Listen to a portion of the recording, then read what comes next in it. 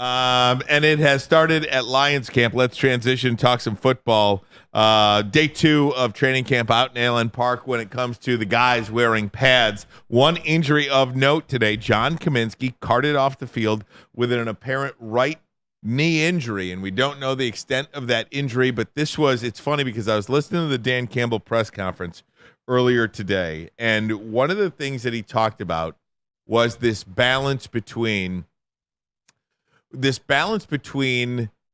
tackling, going full go, and not doing that. Yeah. I think every coach in the NFL specifically, they have that kind of balance. And one of the things that Dan Campbell said, and Bray, you can appreciate this, and Maz, I know you're a big proponent of this too. You can train and you can practice for every aspect of football without any pads on. You cannot practice tackling until you practice tackling. Mm-hmm. And it's a long way, it's a simplistic way to say you have to hit. The first time you practice tackling cannot be 70 snaps on Sunday. It just can't be that way. There is a balance. Every coach goes through it, but you have to hit. You have to go full go, and you know what? You let the chips fall where they may. Yeah, at the end of the day, the body gets used to a certain thing. That's just how the body is. Whether it's lifting weights, whether it's if you touch something hot. Ryan, if you touch something hot the very first time, it'll shock the hell out of you, won't it? But then you tap it, the body gets adjusted to it. That's the same thing as tackling. Like when you're tackling in training camp, power neck, you can tell I'm telling the truth. When you're tackling, your body gets used to it. It gets used to the hitting, gets used to the banging, pause.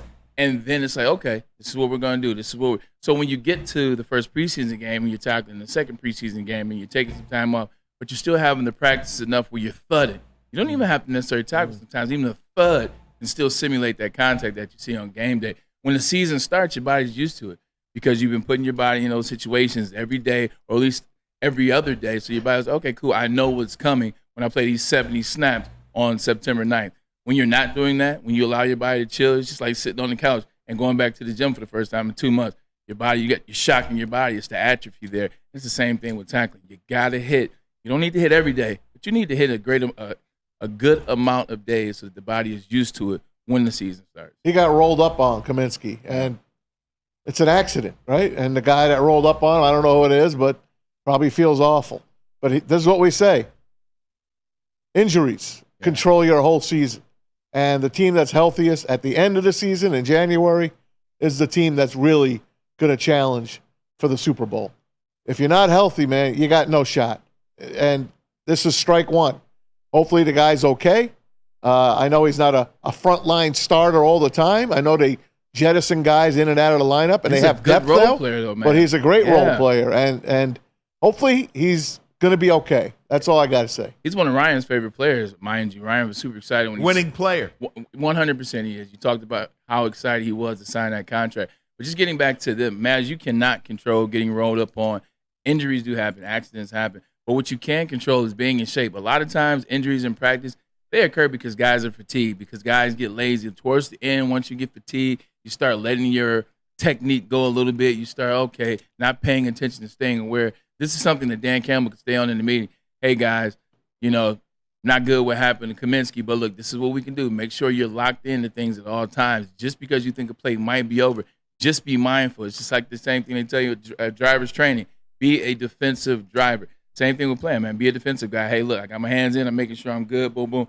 Finish through the whistle. That's how you're sure you don't get hurt. But when you don't finish through that whistle, that's when you get the random roll-ups. That's when you get the random stuff on the sideline. And that's when you get injuries that don't have to happen. I think it's unrealistic, too, to expect any NFL team, the Detroit Lions specifically, since we're talking about them, to go through an entirety of training camp and not have any injuries, not have any significant injuries. And again, we don't know what the status of John Kaminsky is, but if there's one thing we know, Dan Campbell is going to take care of his players. It goes back to the famous Hard Knocks scene when he's getting all emotional. He says, all I think about is you guys. Yep.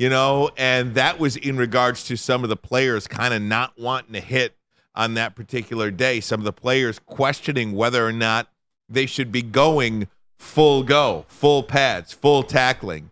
And Dan Campbell said, hey, I did a lot of work on this. I did a lot of research on this and what needs to happen and what the good teams do and what the good players do. And you have to hit, even down to the part where, of course, Bray, as you say, the body gets used to taking those shots, because you cannot in any way, shape, or form just show up on Sunday and that's the first time that you hit a player. That's the first time you get hit, and that's the first time you deliver a hit. It can't be. Your body has to absorb that kind of shock, that kind of pounding, pause, for lack of a better word. But at the same time, you're going to have some injuries. And the intensity goes up. Dan Campbell said, everybody's a little bit sharper. Everybody's paying attention a little bit closer. Everybody's getting off the ball a little bit quicker. Everybody's just doing what they have to do on each particular play, and that's how you build a team. And at the same time, it's tough. It's a tough situation to ask this team, as competitive as they are, as hard as they've been putting in work in this offseason. You're talking about the last 3 years, for some of these guys on this team. They're going into year 4. The work that they put in and how they built it by being aggressive. They built it by going after it. They've built it by trying to be the best. And so now you add more players to this team, more players that are going to help us get to where we want to be. You had defensive players who are now competitive, whether it's Amik Roberts, Carlton Davis II, Davenport. Now you got guys getting after it. Ryan, it's tough to tell guys to tone it down a notch. It's going to be tough to tell these guys to tone it down a notch, because they're working hard, because they're trying to get to the Super Bowl. Amon-Ra St. Brown has already told us where the Detroit Lions' goal is. It's in the Super Bowl, and so is Dan Campbell. It's going to be tough to get those guys to tone it down. It's a good thing, but at the same time, you just got to pick and choose your spots. I think Dan has done a good job so far as a head coach here. He's done a good job of picking and choosing his spots, tone it down versus turning it up. And there's injuries all over the NFL already. There's guys out for the year with Roman torn Wilson ACLs. went out on the cart Roman today. Wilson was carted off in Pittsburgh today. It happens, man. And let's just hope that Kaminsky's going to be okay. And if he's got to be out for a bit, there's other guys to pick him up. No doubt. One of the guys, you talk about that defensive line, though, one of the guys, and I wrote a note down this morning, too, just speaking about the defensive line. We talked yesterday, too, and we talked really quite a bit. You know where a player stands by the way in which Dan Campbell talks about them. Dan Campbell was asked about Broderick Martin today because, again, if Kaminsky – there's spots up and down this roster, right? I mean, and for Dan Campbell, one of the interesting things that he and Brad Holmes talk about is we're not a 53-man roster. Get kind of the 53-man roster out of your mind. We're a 69-person roster, because those practice squad guys are going to have to play at some point for us at some point along the way. Of course. Those guys are on the team. Those guys have to be a part of it.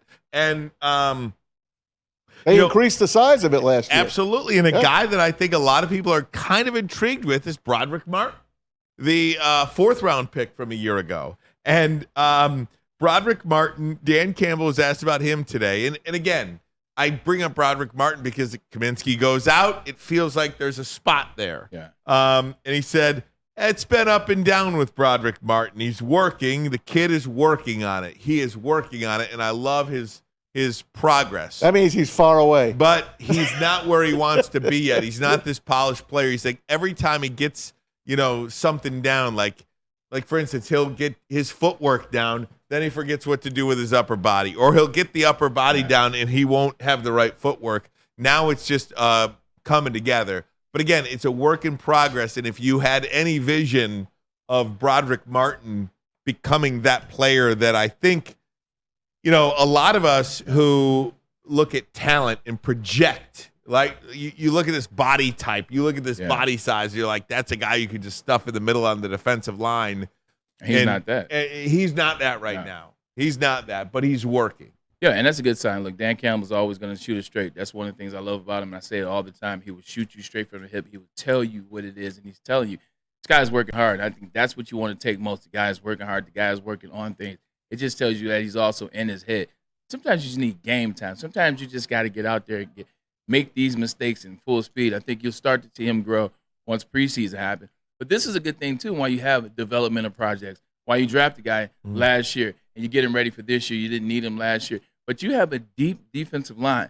I know that sounds crazy considering we didn't have any defensive line players that we thought we could win with going into this offseason. But you look at Levi Onwuzurike. Josh Paschal actually plays behind John Kaminsky. What's Josh Paschal going to be this year? Right. Is this year 3? Is this the year that we find out why you were drafted number 2 overall? Because we're still trying to figure that out, although we've seen some glimpses, some flashes. Don't forget about Mekhi Wingo. Mekhi Wingo is a guy they drafted that fell late to him, a guy out of LSU that you know can play, had some talent, got excited. I was excited to see that pick. So you look at those things, they got a lot of guys, a lot of bodies to move and shuffle around. So even though Kaminsky goes down, this is why you have to be happy Brad Holmes has made the moves he made on this defensive line, because you still have depth at that position.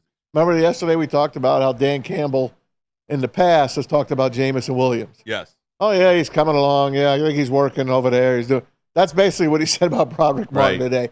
When you know when he's ecstatic about a player, he can't help himself. So Broderick Martin is probably a year away. Maybe he grows into it by the time this season's over. Maybe he gets some good plays. Maybe he helps out on the depth. But don't count on him yet. That's basically what Dan Campbell's saying. That's exactly right. Maz, I agree to it. I agree to a certain extent. When they were asking questions, Pete, let me ask you this question. You tell me if I'm right or wrong. Sure. When they were talking to Jamison Williams and Pete, Dan Campbell would talk about him, it just seems like somebody that was not paying attention, that was immature, that was a little so far away. Like, not only did he not have the game, but he wasn't mature enough. Like, when you talked about him, he just almost had to scratch his head. Broderick Martin, it sounds like he appreciates the work. That's true, actually. It sounds different, right, Pete? Yeah, well, that's a key. Well, doesn't that go to coaching? It does. I mean, if Dan Campbell's that good of an influence on him, then that's going to make him well. I think Broderick Martin will work out as long as Dan Campbell stays on him and continues to coach him. That's what you got to do. 100%, Bray. I'm glad you made that clarification, because I do agree with Maz that if you were hoping for the production on the field, you might not get that this year. He might not be that player you hope he will be this year. Maybe he is next year. But Dan Campbell does appreciate the work and says this guy's doing everything he can. You did mention that Dan Campbell's going to shoot you straight a minute ago. And this next soundbite from Dan Campbell earlier today talking about Taylor Decker is exactly what that was. Taylor Decker actually talked to Dan Campbell about the contract. The head coach and the player. Is that unusual? Here's what Dan Campbell had to say about that. Taylor said you guys talked man-to-man at OTAs about the contract. I don't know how many times that's happened in your career, but is it a unique situation, and how special is that the trust is there between the two of you?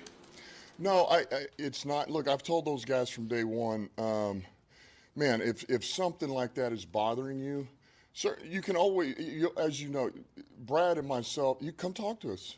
And we will tell you what our mindset is, where we're at, what we're thinking. We're not going to shy away from that. So we've told everybody that. And so, Decker came up in the spring and we talked about it. You know, that was on his mind. And so I told him, listen, Brad and I, you're next. And this will come. Just let's give it a minute here. He's coming off of surgery. Let's just make sure you're good. We'll get you out there moving around in July, and all's good, and we'll go. And that's what happened. So I appreciate him trusting us, you know, but all our guys know that, man. You got something on your mind, come up and talk. We can talk one-on-one, and I'll give you the straight up. Man, I remember what it was like as a player, and I was lied to at one point, and I will never do that to a player. So even if it's going to hurt a little bit, I want him to know the truth. I got goosebumps just saying that right now, just hearing that right now, because you talk about culture. Yeah. The word culture is thrown around like crazy in sports, in regular office speak. That is culture. When a player can have an issue on his mind, go up to the boss essentially and say, hey, this is really bothering me. What do you make of this? What should I make of this? And that boss shoots you straight. That boss tells you exactly what's on his mind. And I think Bray is a former player, and Dan Campbell admitted to it. He said, I was a player. I was lied to. I will never do that to one of my players. He just sounds like a team rep, man. He sounds like an extension of a team rep. We pick team reps as guys we trust, guys we know we can get the most of, and guys that will shoot us straight when getting information from the NFL, from the league, from the front office. That's what Dan Campbell still sounds like. He's a team. He was a team rep somewhere, whether he was the Lions or the Giants. He was a team rep. But to your point, it's the honesty. Like, you know how that's all players ask for. I mean, that's all most people ask for. But as a player, that's all you want. You want to be able to trust your coach. You want to be able to trust the GM, which never happens. You want to be able to go to the coach, tell coach a thing, and then coach come right back to you and say, hey, look, this is what it is. Like, this is what, regardless of what the situation is. If the situation was, nah, Taylor, you know what? That's not a move that we're looking to do right now. You know, maybe possibly down the line, blah, blah, blah. Even if that were the answer, even if that was what it was, Taylor would have appreciated. He would have understood that he's dealing with a grown man and somebody that's going to tell them. And that goes down the list. It goes down the line because now Taylor's telling the guys on the team what that conversation was, how that conversation came about, and look at what happened at the end. I just wish all coaches could be like Dan Campbell. It's just it seems like it's very easy to do. Right. Doesn't it just seem You have to be confident in what you're doing. True. You have to have so much conviction in what you're doing, and you gotta want to be. You gotta want to do the right thing by the players, not do the right thing to Right. CYA. Organization. But just your self-preservation. I feel like Dan Campbell has such a plan, Maz, and is so comfortable with who he is and who he's working with, by the way. That's the other thing. You got to be in sync. Like, it has to be. If those two guys weren't in sync, if Brad Holmes, Sheila Hamp included, and Dan Campbell weren't on the same page, Dan Campbell can't have that conversation because he doesn't know what Brad Holmes is thinking or what Brad Holmes will say about it. Brad Holmes can't have that conversation until he talks to Sheila Hamp. They have each other's trust, so they can have those type of conversations. And when Decker went up to Campbell was honest with him. He said, listen, all right, let's see how you're working out. You just came back from an operation. Let's see how you're doing on the field. So he told him. Yeah. That's basically what NFL teams do. It's what can you do for my team? And once they're done with you, they're done with you. Yep. But Dan Campbell's like, let's see what you got. Taylor Decker worked his ass off, and he got back on the field, and he got paid. You see how easy the difference in that in the same conversation. You know what a non-Dan Campbell coach would do, which is 80% of this league. Because I'm gonna give 20% a chance because it's a different league. Do you know how that conversation looks? Hey, Maz, you know what? I want to talk. Excuse me, Coach Maz. I want to talk to you about my year. I think I'm getting to the end. You know, I want to make sure I'm taken care of because I know I don't have too many more days. Blah blah blah blah blah. I had an injury. You know what they used to like? Oh no, well, you know, we'll just get the doctors, keep taking care of it. We'll get you covered. We'll get you taken care of. You just trust us. We'll get it taken care of for you. You just relax. You just keep putting in that work. You put that work in, you know, we're gonna make it right with. They give you some BS, you believe it, you do the work, and then at the end of the day, there's no pot of gold. In fact, they tell you to go home. Yep. Like, instead, it took Dan Campbell 2 seconds to say, hey, look, we want to get you taken care of, but first we want to make sure your leg is okay. We want to make sure you're good to go, and we want to make sure the same Taylor Decker that's been an All-Pro for us. You see how easy that was? Now I'm Taylor Decker. Cool, you know what? I got to put the work in. I got to show them I'm good to go. It's that easy. This team has everything it needs to win a Super Bowl. Yeah. Period.